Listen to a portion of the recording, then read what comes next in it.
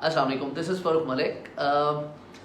I hope आप सब खैरियत से होंगे। आज की वीडियो बेसिकली कॉन्टिन्यूटी है हमारी ब्रांड रजिस्ट्री की, और you may call it part 2 of brand registry, जिसमें मैं आपको ये बताऊंगा कि हमारा ब्रांड नेम कैसा होना चाहिए और कैसे हम अपने ब्रांड नेम को चेक कर सकते हैं कि वो ऑलरेडी तो किसी ने यूज़ नहीं किया, ठीक है।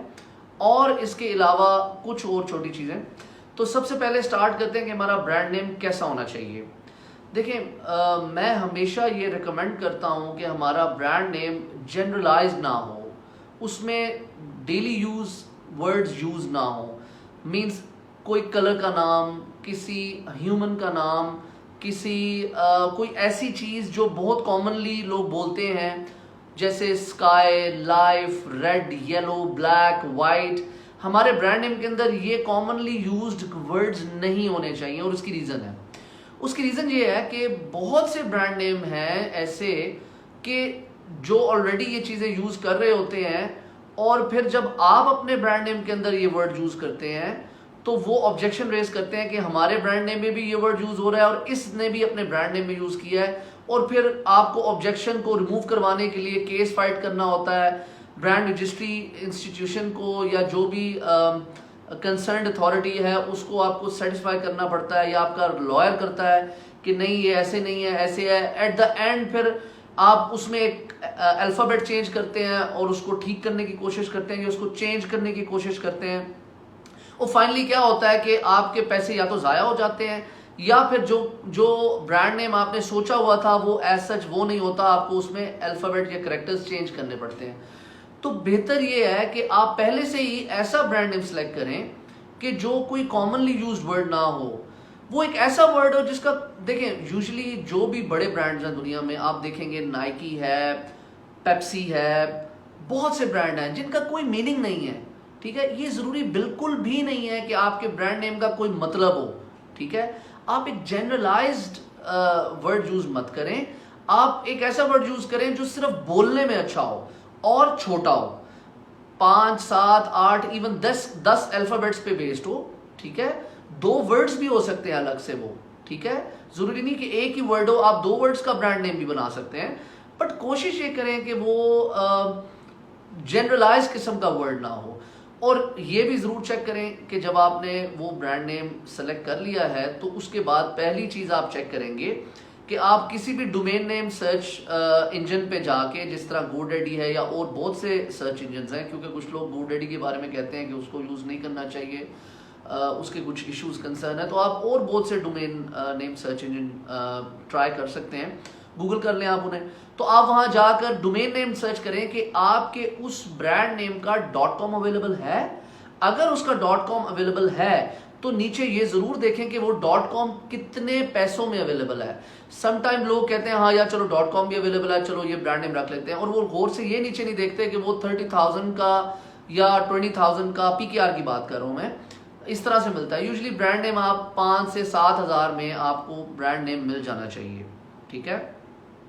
उससे अगला स्टेप जो आप करेंगे वो ये देखेंगे कि trademarkia.com एक वेबसाइट है, आई रिपीट trademarkia TRADEMARKIA.com, जहां पर जाके दूसरे स्टेप में आपने ये चेक करना है कि ऑलरेडी तो वो किसी ने ब्रांड नेम यूज नहीं किया हुआ। आप जैसे ही वहां सर्च इंजन पे ट्रेडमार्किया के वो अपना ब्रांड नेम लिखेंगे और उसे सर्च करेंगे, तो अगर तो उसके आगे US में और यूरोप में और बाकी मुल्कों में अवेलेबिलिटी आ रही है तो इट्स गुड टू गो। तो ये 2 चीजें हैं जो आपने चेक करनी है ब्रांड नेम अवेलेबिलिटी के लिए, और ब्रांड नेम होना कैसा चाहिए वो भी मैंने आपको बता दिया है। तो इन 2 चीज़ों को लाजमी आप जहन में रखिए कि ये 2 चीज़ें मस्ट हैं जो आपने कंसिडर करनी है, ताकि कल को आपको प्रॉब्लम ना आए। और ब्रांड नेम आप रजिस्टर कर सकते हैं, आई अगेन रिपीट, कि आपकी जैसे ही शिपमेंट दूसरी जा रही है तो आप उसको रजिस्टर कर लीजिए, और उसमें जो क्लासेस आप ऐड करना चाहें वो वंस फॉर ऑल ऐड करके आप उस ब्रांड नेम को यूज़ कर सकते हैं, और उसमें आप अपने प्रोडक्ट को कंसिडर कर सकते हैं उसकी क्लास के अंडर, जो क्लास आप उस ब्रांड नेम में रजिस्टर कर रहे हैं। और अगर आप यूरोप में ब्रांड नेम रजिस्टर कर रहे हैं तो आप अकाउंटेंट के थ्रू भी कर सकते हैं, और खुद से भी ipo.gov.uk पे जाके रजिस्टर कर सकते हैं। और अगर आप US में रजिस्टर करना चाह रहे हैं तो कुछ लोगों को ये गलत फहमी है कि यूएस में ब्रांड नेम 8 से 12 माह में मिलता है, वो बिल्कुल ठीक है, ऐसे ही है अगर आप रूटीन में ब्रांड नेम रजिस्टर करते हैं। लेकिन अगर आप आईपी एक्सेलरेटर प्रोग्राम एक है जो Amazon सेलर सेंट्रल में ही एक ऑप्शन है, मैं होपफुली उसकी वीडियो भी बना दूंगा आपको स्क्रीन शेयर करके। अगर आप आईपी एक्सेलरेटर प्रोग्राम यूज करते हैं तो उसमें क्या होता है कि आप with in 3 to 4 weeks America के अंदर अपना ब्रांड नेम रजिस्टर कर लेते हैं। और अमेरिका में ब्रांड नेम रजिस्टर करने का फायदा ये है कि अगर आप सेलिंग यूएस में कर रहे हैं, अमेरिका में कर रहे हैं, तो डेफिनेटली आप ब्रांड नेम अमेरिका में रजिस्टर करें। और अगर आप यूरोप में सेलिंग कर रहे हैं तो आप यूरोप में ब्रांड नेम रजिस्टर करें। देखिए एक चीज आपने ज़हन में रखनी है, जिस मुल्क में आप सेलिंग कर रहे हैं और जिस मुल्क में आपका ब्रांड नेम रजिस्टर्ड है, ये सेम होने चाहिए, ठीक है। उसकी वजह क्या है? देखिए ब्रांड नेम आपको Amazon के ऊपर आपकी लिस्टिंग को सिक्योर और उसको प्रोटेक्ट तभी करेगा जब आपने उस मार्केट प्लेस पे ब्रांड नेम रजिस्टर किया होगा। ये बात बहुत ज़्यादा समझने की है।